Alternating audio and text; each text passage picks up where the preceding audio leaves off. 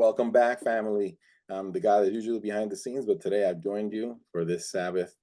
lesson wrap up. We're glad you made it to the end of the week, and here we are. So this week we're studying the impending conflict, and this whole quarter we've been studying the great controversy. And that is indeed how the great controversy comes to a close, with a conflict of the ages. This conflict is really about worship, and as we Adventists see it, the conflict hinges on the day of worship. So today we'll look at the topics we've discussed through this week, but really throughout the quarter. And this week we had the chance and opportunity to have Brother David Keck open the Word and study with us the mark of the beast and who the beast is, and identifying that beast ultimately to be the papal power itself, which causes all other nations and all of the kindreds and groups to worship after her and to worship specifically on that day, Sunday, not God's day, but Sunday. So today, Pastor Sheng is going to go ahead and study this lesson for us and summarize it for us. But before we begin, why don't we start with a word of prayer. Let's pray. Sovereign God, the impending conflict ahead is one that will confront humanity with a choice. Who do we worship, and on what day do we worship him? We pray that you will give us the strength to understand this and to stand on the right side of not only history, but of truth. Help us to be your people. We're called by your name for such a time as will come when we're challenged with this choice. Be with Oberdad as he studies this lesson for us, as he breaks it down and summarizes this week for us, and give him the words to speak and your insights, we pray. In Jesus' name, amen. Amen. Thank you again, Dad, for leading out this study and closing out the week. And at this time, I'll leave you to it. Yeah. Thank you for giving me this time to express the Father thoughts. And Chiloy the test go here muy go was me o bani charcon berep kemin changi con took per the dung joke chitap no was in good ke come right con go quid yen gam indeed dan gam indeed mo zero talk we more no one me to roll nyat min mat con tin con ngajin wo chan chong ko ke ye ju ke chi quan tar ko cho con be pel cho con mat kwi ye chu ani chong ne bum wo chi gwa chak min chalat ke jin ngi je me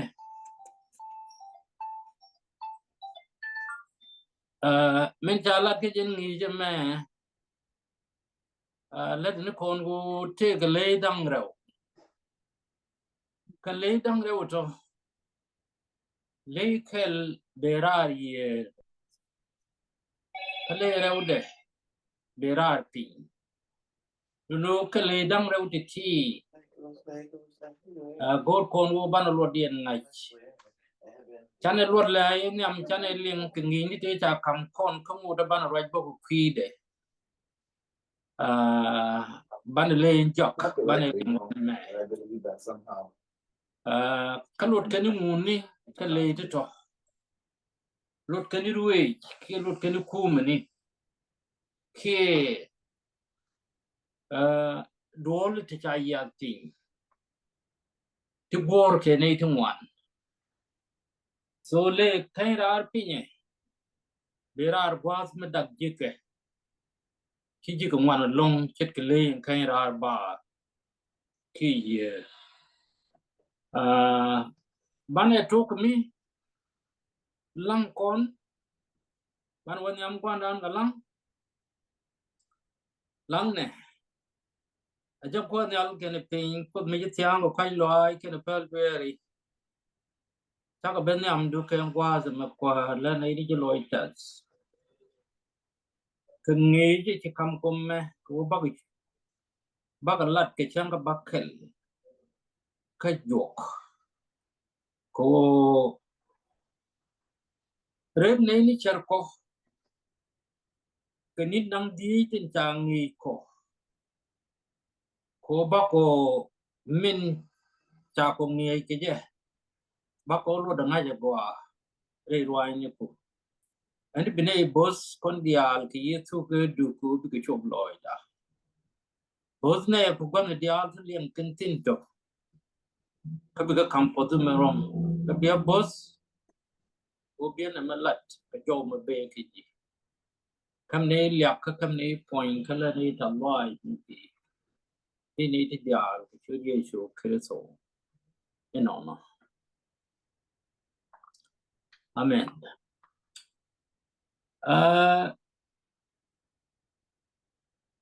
lecture con one nè rồi nó chaya lar cái was mi chết kerun tiba dor kel with kurbat da with jendi with kel chadwal 7 day advantage chaya pin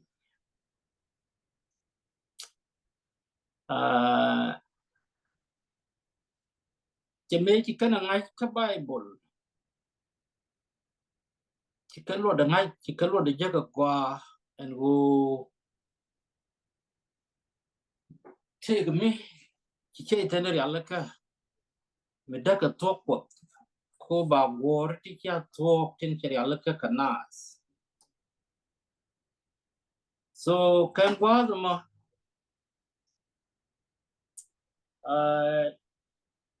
chỉ advantage chỉ cần là quan là qua and news show cái world joke cái mình chỉ cần là quan tin chỉ cần là ngay những vấn đề cái lấy đăng rồi thì chỉ rồi là cái thì bị đúng của gạc and we mourn anh muốn chỉ cần là cái gạc của cái đúng của mình chỉ cần là gạc cái đúng của chỉ nào bị pal chết cái mình chỉ có đó là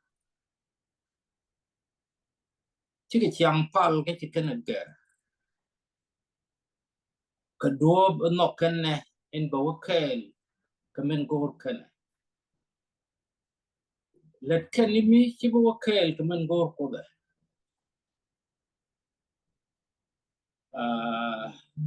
anh đi có là có talo ai có chỉ nằm cho qua khen qua rồi mẹ cái này cái mình đã còn tin anh vô ban ngày cho qua muốn này cái mi chỉ đuôi này cái qua mi chỉ qua vô cha đúng của anh go re ba pal ni đua bên ba pal ni je cha pal chỉ nãy chắc đua mà ba pal của thì chỉ với món dia chỉ cái lấy mà gai chỉ cái lấy mà gor cái gai mi đi cô đoan cái gì mình đoan cái gì cô lấy cheromat cái cume anh đoan mà cheromat cái cume cô này ideal thì lúc right there baka muy krik cái loang cume chỉ này thì ngoan gì kiên bạc cái lúc điên cái mi chết cái nó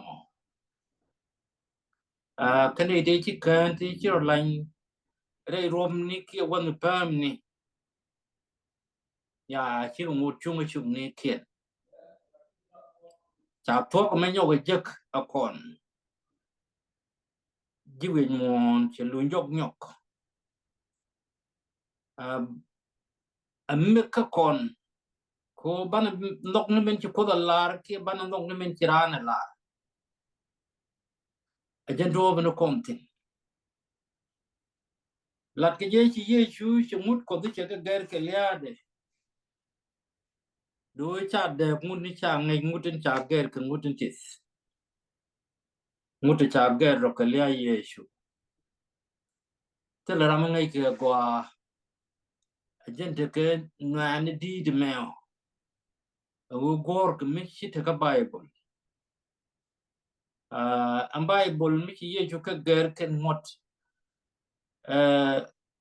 ken ngulu ni dang wal lo tel mi de lo gor ka Bible chi ko de ngi ke mut bang man mi chi mutun baro dien mi che wo la chang longa rende ko ngode ke ne gwadde che de met ger ko che chi ande de ger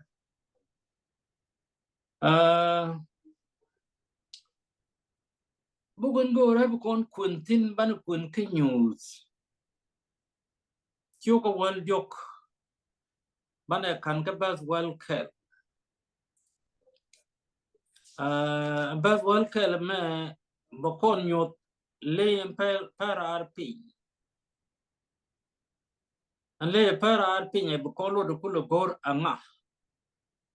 mi chi le kai rar bar kwa Roman Catholic an le kai rar pinye ko la le mis dien jen gor kon mo ban ling ken was me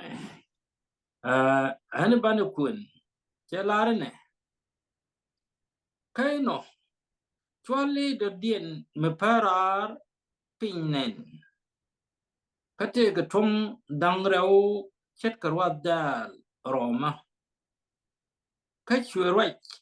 chet kenyang lade long la injul ka chwe witmon kane ne tin chen sang ke je kapal ke lei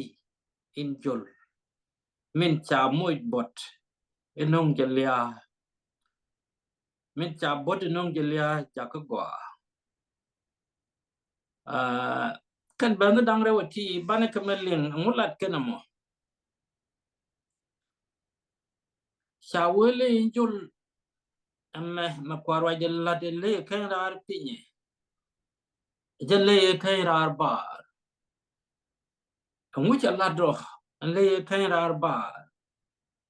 chero moy ke chang makwach ke chang ni ko dalar ka bai ko chang ma chala lat bi mon pal ni di ko tum wan ke je ko dalar cha chang e walle cha ko ne lar ko de me tu ko let ke je ni cha gere yesu ya tele gwa mi je tin ka Bible na me da ko loy ke me chi tuogre ka dem kane if me chi tuogre ka chalar put ka ye mi chen cham yendo jado ma cha delu lok no bia par ke ye ya kan ti dia alten chi put kalat ga ke terami chum kon magurgo chi kon ke bilin bana ka ga bana ro chak dor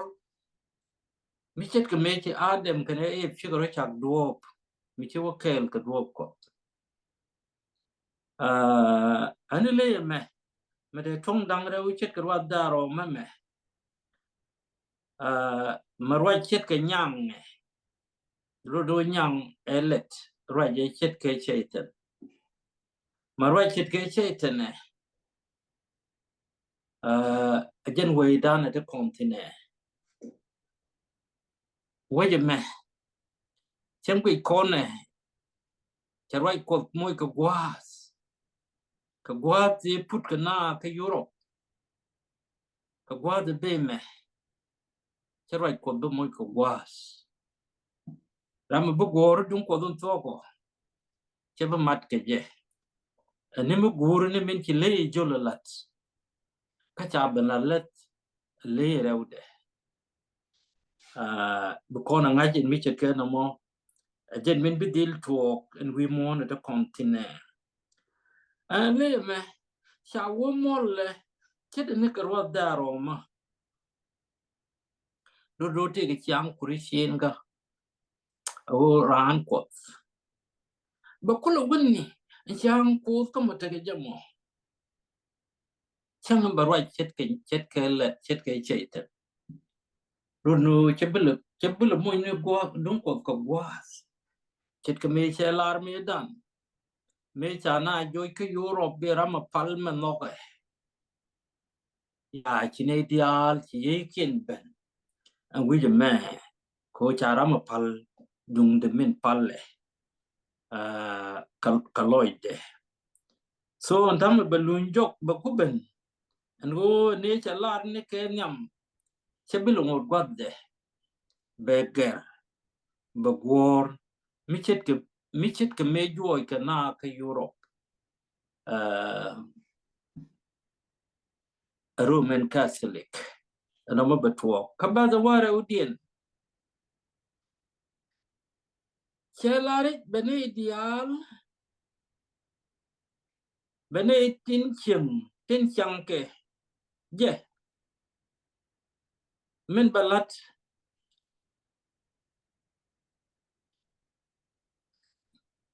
ne tin chang ke je kapal ke lay in jol min balat chabil la ni duor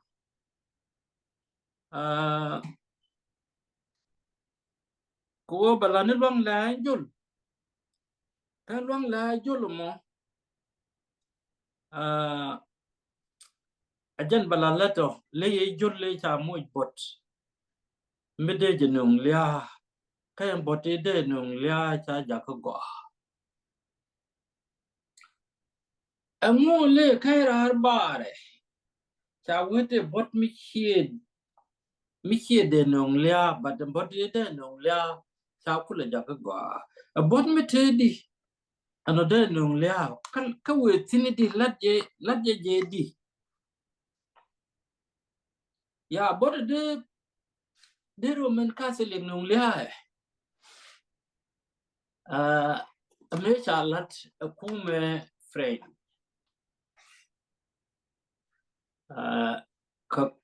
karun ti chewa me cha mi chet ke no malat cha pop cha kap cha gor ngo che bilet Roman Catholic cha pe lat cha pop cha nang ka Europe ka friend che waliu ngini me me che waliu ti pop ne cha wo ke je cha bilat cha Roman Catholic nyok ma lo jala de no bote de Catholic nak che bi joy wi mon che goy nyok antam le de Roman Catholic ene mo gor mo balat wi mon cha be pene be dilat korunge ka do elete nyin ka keje cha we le me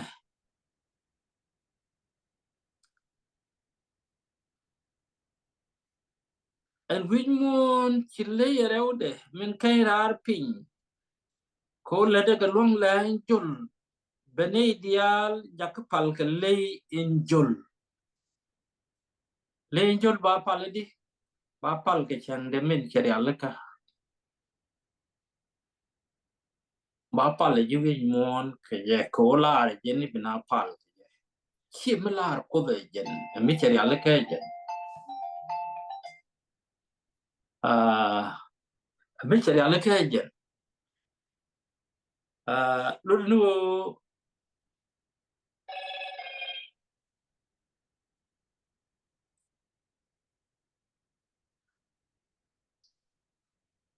bale ma ba pal ko bodde mi de liu ke je chede lo ngor la de cha ja ka gwa ba dil pal karam bi na ja ka pal ke je jen ku ma mer kam na me jen le kain rar pi me de thong dang rew chit ro da ro ma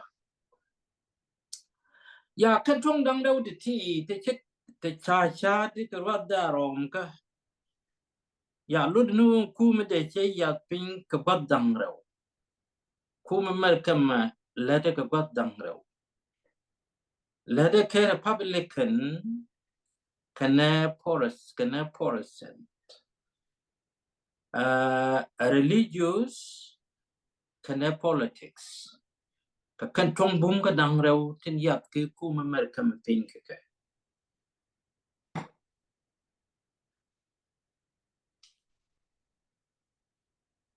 le de nyu ni ti dik ti gai ka nas aja ka mai ka be pinyal agwe anas min cha pale ibalat belet ti gai ka nas be ka dilat chen ni mai be ja ka be pinyal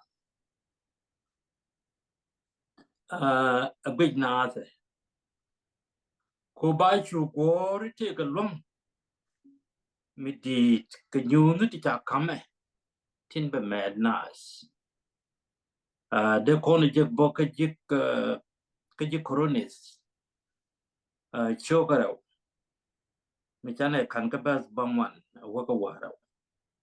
nyu de jo kon bo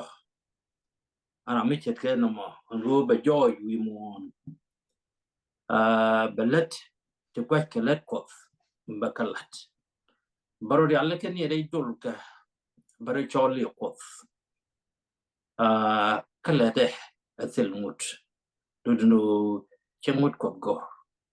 ko cha kon jogo mi chane mut kel tol ka ken mut lu ko dam wal chane ken di alto chi kon go yo push ka kai lo ai ko mu yo kon ka long mi bu kon mutu to dil nok ka bloy kon goron go bana ka yo ka long ye ga ko mi chet ka me ja kam jak ba ben ka kon bana jak ka ba don wal ngwan din ka nyunu te cha kamati ka nyunu te balat nyam la enjol nyam la te balat ka kwila chune tin chang ka wimon met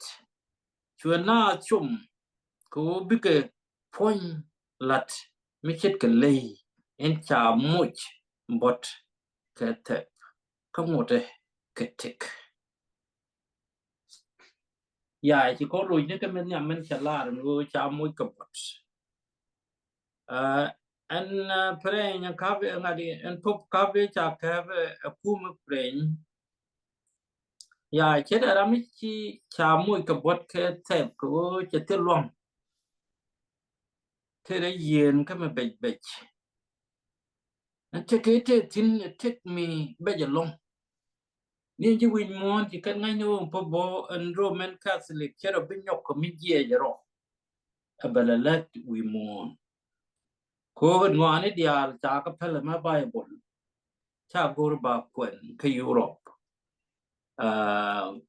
so ông cũng lo luin cái joko cô cha nhot John cái right go cái qua về mình chụp ram mà balat dil chụp cái mình balat cái chap chê che belat ke chap in ko da kamme min ta ka Bible belat ke chap cheten so kiram me lunjok badil ngut teke entame kamin belat ka chaja palu ba point to right am point be right lu no me cha dor ya pin me balat chet ke dolen be mat rede men ci dun ko beling Canadian be right tin ajen point ci yalla ka re joli to badil long do committee abeke we can be go dun ko badil let mi chet ke no mo re tege me be me mo kontine kabasen well di din ka chwa ja palu ba point in chet ka lei ngục ye point in chet ka lei bedil ngục ye ko de point in chet ka lei ko de point churach ko benetin lokopal point in chet ka lei nak ani an bomen ba kam men dolomo ko barwach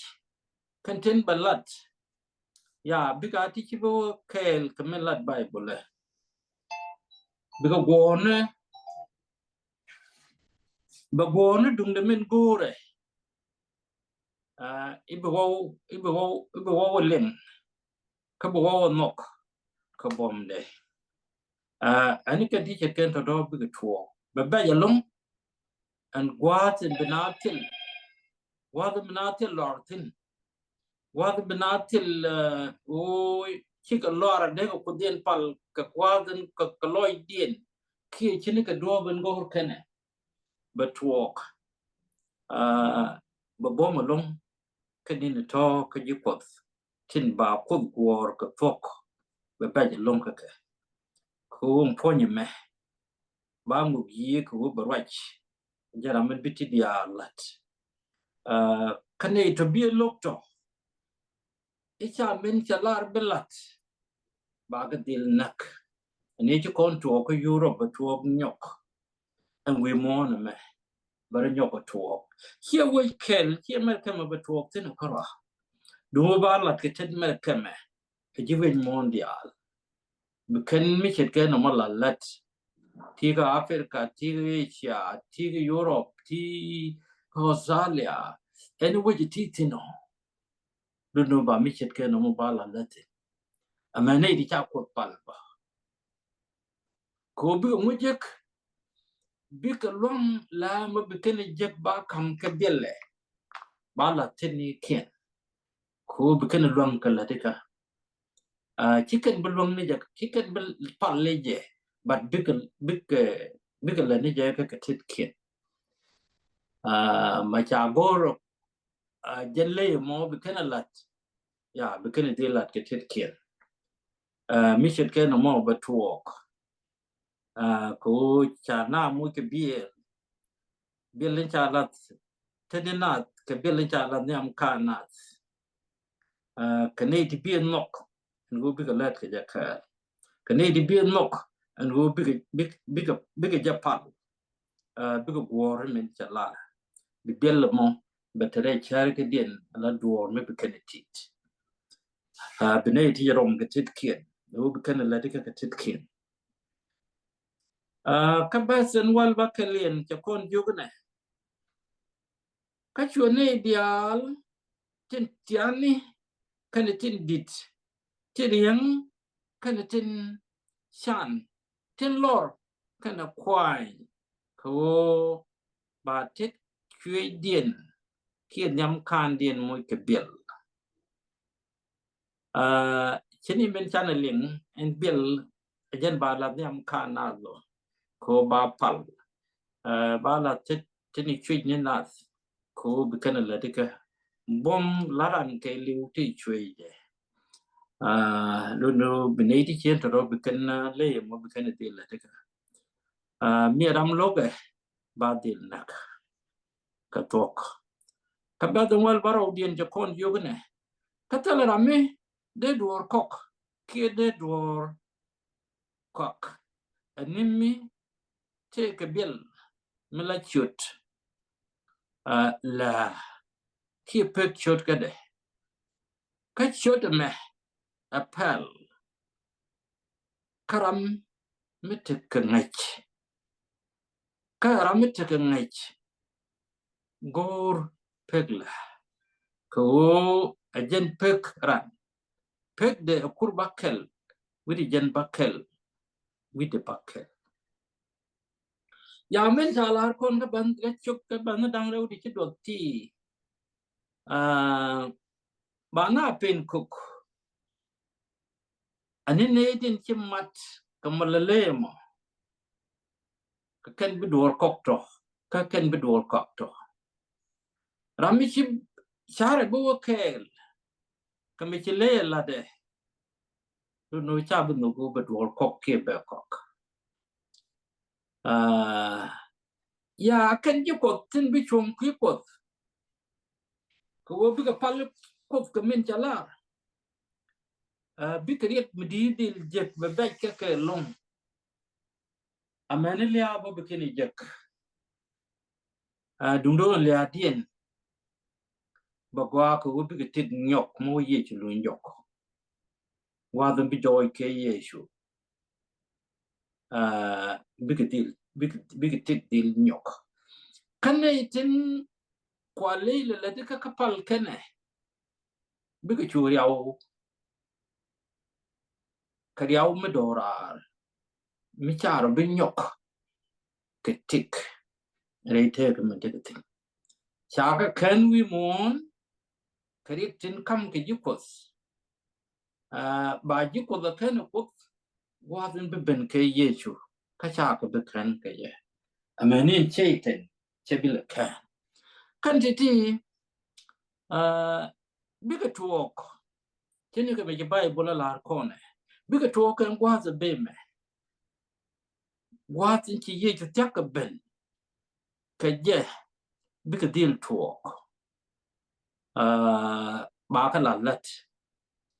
halati bi tuok ti bi kon ke ling tini ka duo bi ki bible ka lat ka me and go bane ka quick ka ba ka lat niam dan bane kumek ku cha duo ba me cha nyok minung jen nyal chit me cha ko no nyal me da binatin me ko bi ka chu ka duo ko binatin me ka lei bi ka chu ka duo la duo wa me ya bi ka pe gu ni kien bi kan ga wajak ne tin chi ko mek bi ka chang me be bi kan jagan wi mo na me mi bi te dien ba ja long mi chet ke tek ne ni te cha kon mo krit me da ni to ka kan ne din chi ro mat kwila ya bi ka kan ko cha ka bu mo krit bi ka lo re dit ne dial den ba tu le dung du ke jong de ba la ba ke long bi ju ko ta ti bi ka kan men cha lar kon wana me cha we go ra pala na me an go bani chura me te ke bille pane dil ngach ku la nga cha we pek de a jen pegran ka go ra ngach an go bran be kon le ngach te ke ngach gorga pekala be kon ngach gorga pekala be kon dil gorga pal en ki ko da kam kon bore le mulo do mo le mo ka chode mo kwala la re bore je be kon ngach e chod me te di cha we chode cha we je pegran peg de akur bakel widi jan bakel widi bakel ana me da ne dum wanda ga chuan amuda chuan ne dum wano ko de kula ngaji di le te ko kur bakel widi jan bakel ya le te kur bakel widi jan bakel ya chi ko ga nyot kon bo ando bende kon ngai ke ye ko korani ko kana kon pel bang ya kon nyotin tin bituok tin ngaje bituok ka gwat niammi kai mu bana lelo ku kwidien lu bana ka ngach ilot keningo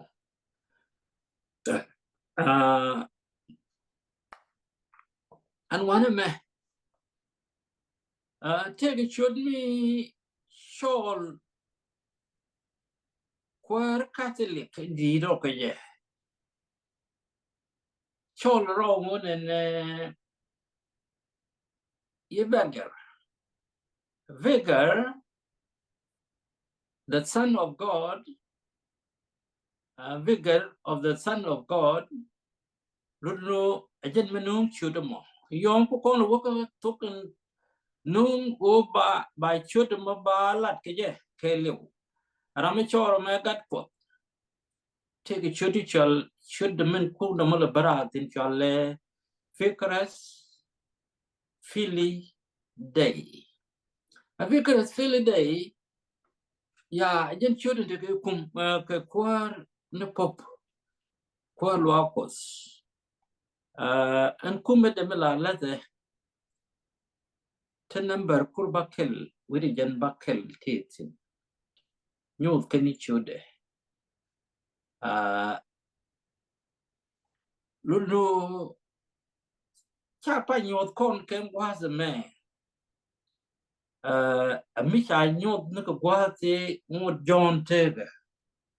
You could nyot continue altin bitwalk. Book Charlie news a mecha come con catin to walk, tin hit to walk, a tin to walk, a tin bitwalk. Ko banakula take a neck a tin bitwalk. Banichomidi. And go kugu banichom, kuchom me, bukon chom, kitchen tea tin and cooks. And go bukon war ni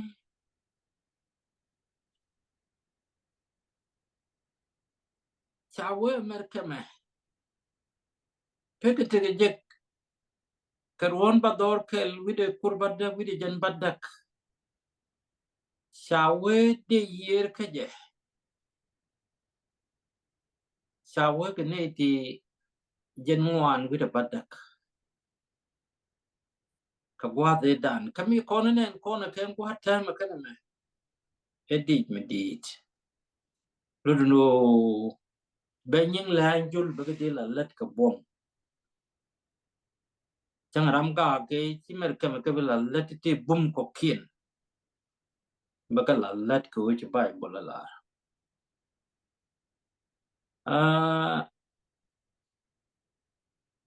Educate to come in like Chalke Cold War.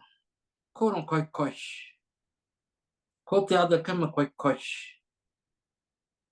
But deal good. Till the nay coquin kabom did ni to be Mercameline. And we mourn at a continent.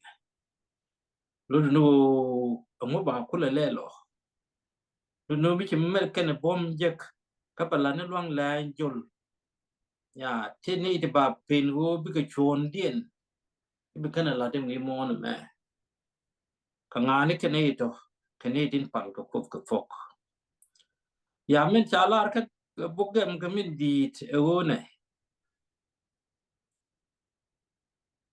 Nay, the Alton look. Woodeke.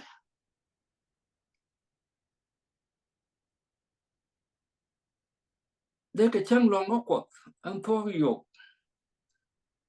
A bigger warning. Nichang longer men charialaka catch. A jewel moon.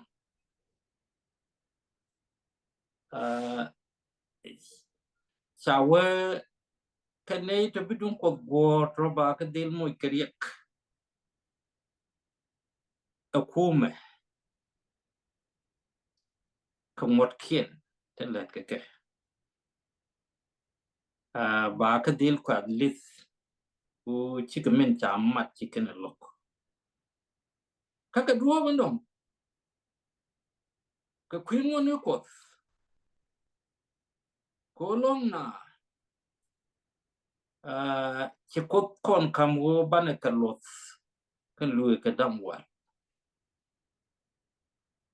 Banaka loth. Kakotel rami. Kabaka bomb.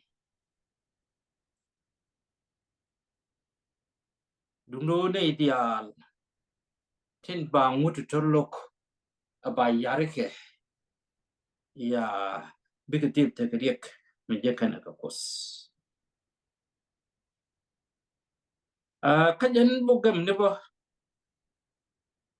Bogam ganame. Chogo Kurbakel Peshke kurbakel with the badak with the badak chelarbo and go but told in ben tamen me the told in ba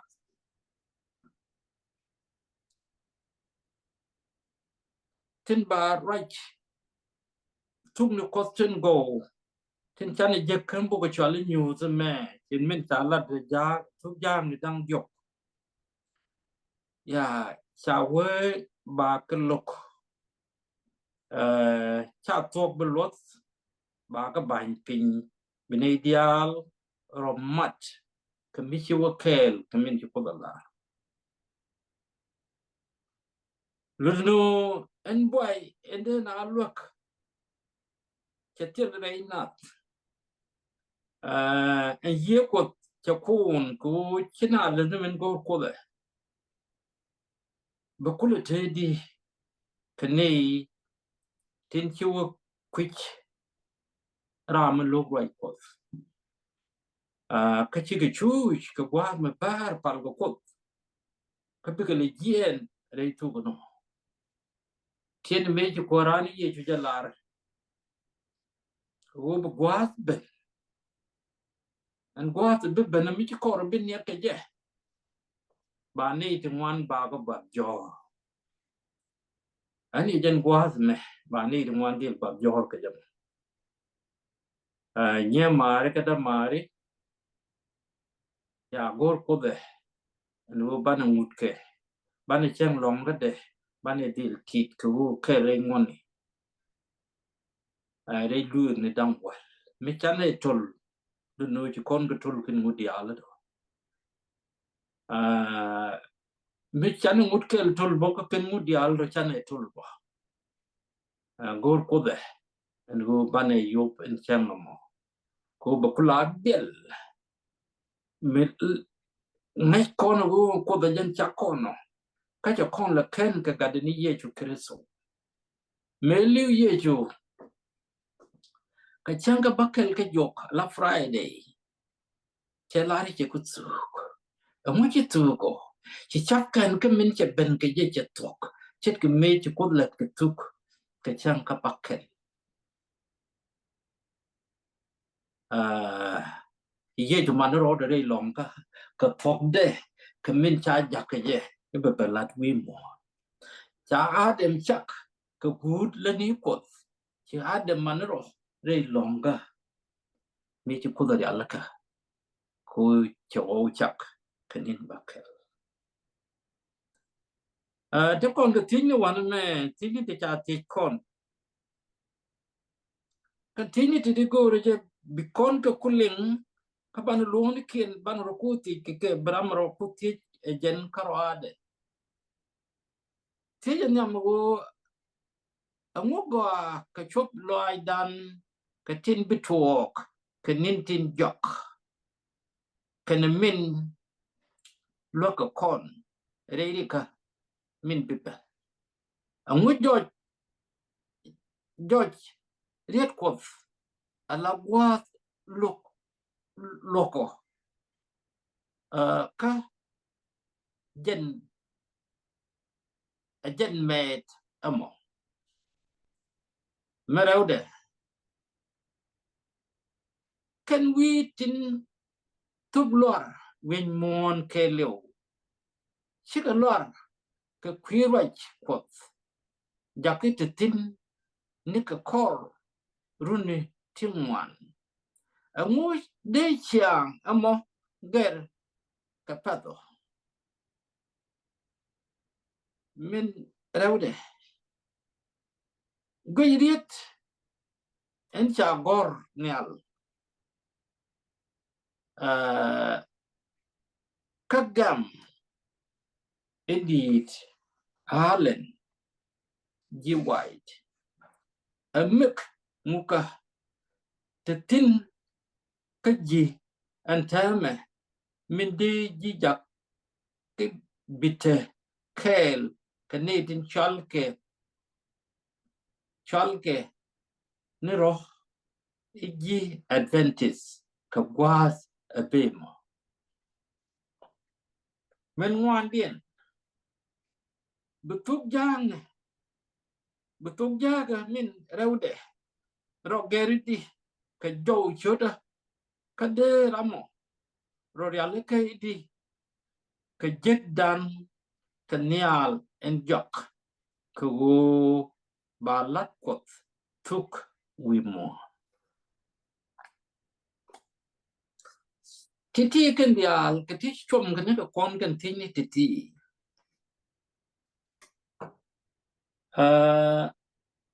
tiji jok me kan tiji rewde na me tiji jok me kan tiji ngure another kon jaku kon je adventist o bani chom kamen ko consulting a chang ba tekrik te bay ti bibben amanelia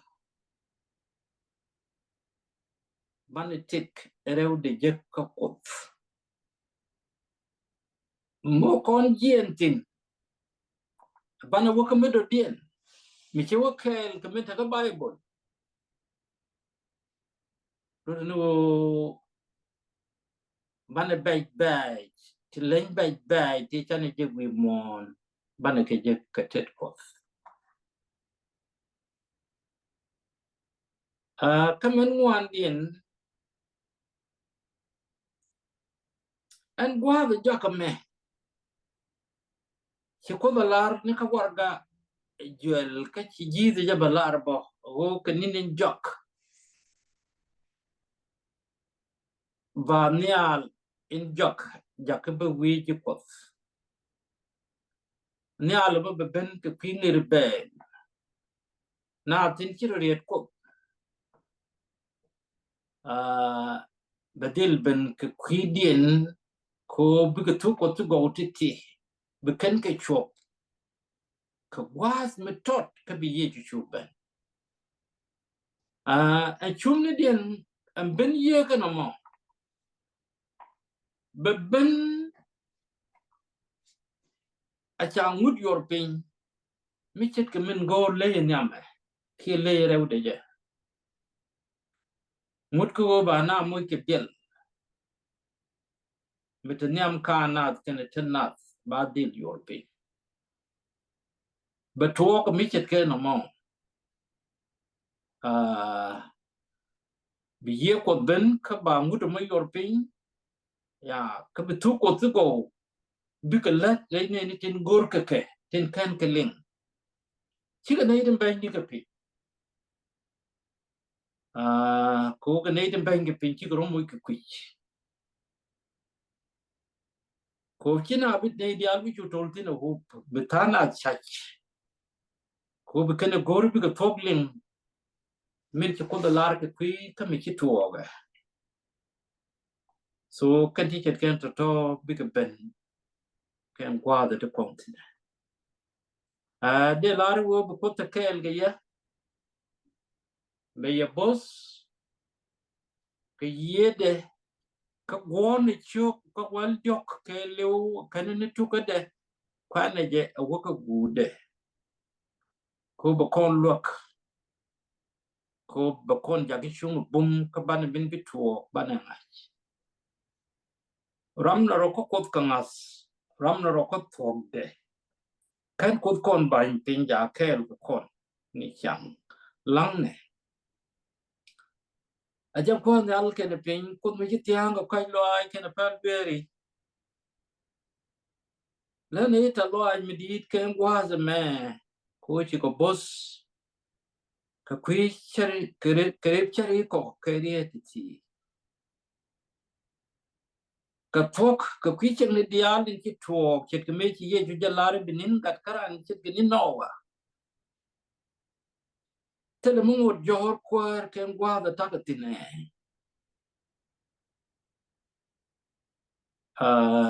chinin gat karan ne put bi ki chet ke ni nowa ka chine nga chi ye ju tak ka ben re ko ke ye ko ba ka chom re tum nu ku to go ti ka ba ka gor men chi la ko ba ka tit ma dora ri je ke je ko cha ko gun di char na ti tele me ba ga jetin ko gor ke ni min chiri ala ke kui da pot chaka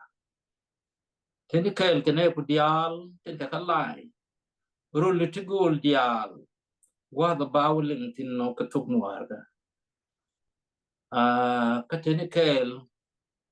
ka ne dial den ka jwas ke ne liao ti gol ani kwar tim na pan ke ne ne ku ni di de men ne de chwani pi lu wal la men chien ka bum ko kari get ka loi dial ten tiam ko chom ke pum ko ngai ki je be was ben be ken yin tet ka lo yin jet ka loi dial ti be ko loi ta loi be dai da kwar ka pa ka tre du ti ne ti dial ki churi ju kwar me di no